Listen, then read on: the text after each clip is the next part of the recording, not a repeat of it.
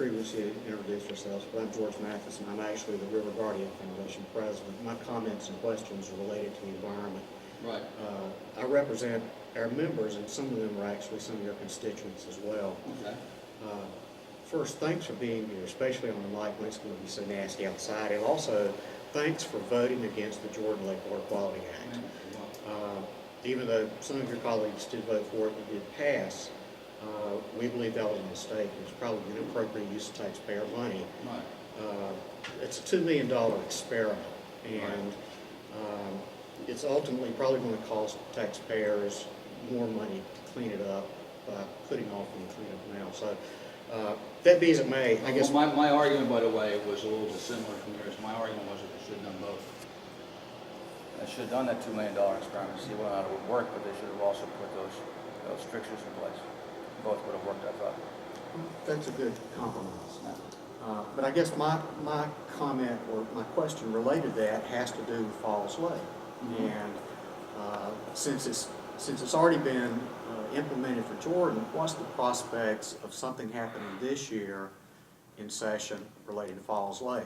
And obviously, we're really concerned about that because Falls Lake does provide pretty good economic incentives for the area. And it's also the source of drinking water for 500,000 people, including probably most everybody sitting in here tonight. That's why I voted against the thing on Jordan Lake. It's the same reason here. I haven't heard anything about it.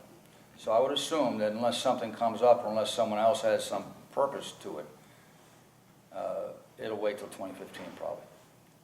Unless someone gets busy and your group gets active and that sort of thing. Well, there'll be probably a lot of us that are active, and if you see comments in the paper, sometimes you'll see What is it that you're looking for with regards to Falls Lake from the General Assembly specifically? To not roll back the nutrient rules, and if anything, take a closer look at contributions that are going into the lake, and let the regulations that are in place do what they're supposed to do. Let's try that. I mean, it took five to 6 years to get the Jordan rules in place. It took about as long for Falls Lake, and you can't expect things to happen overnight. So I think we just need to give it time to see what happens. Now, the thing with Jordan Lake, I think that's a 2-year moratorium. Is that correct? I think so, yeah. And that means that we're going to wait and see what solar bees do out there, which, depending on what scientists you talk to, they'll tell you that it may work, it may not work. But should we spend that kind of money to find out and not do anything else? Well, let me ask you a question about the nutrient rules. Is there some sort of timeline on that, on that being rolled back or anything else like this? I haven't heard that. I haven't heard that at all. What I've heard was that there had been some discussion, and I'm not sure which chamber this discussion took place in, but there had been some discussion about possibly stopping those rules as well. And one experiment. No one's brought it to anybody in the Wake delegation.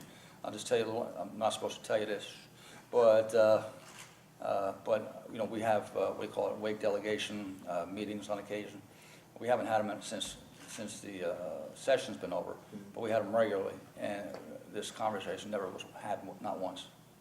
So it's not something we're talking about. None of the Republicans in their private conversations or email chains that go back and forth are talking about it.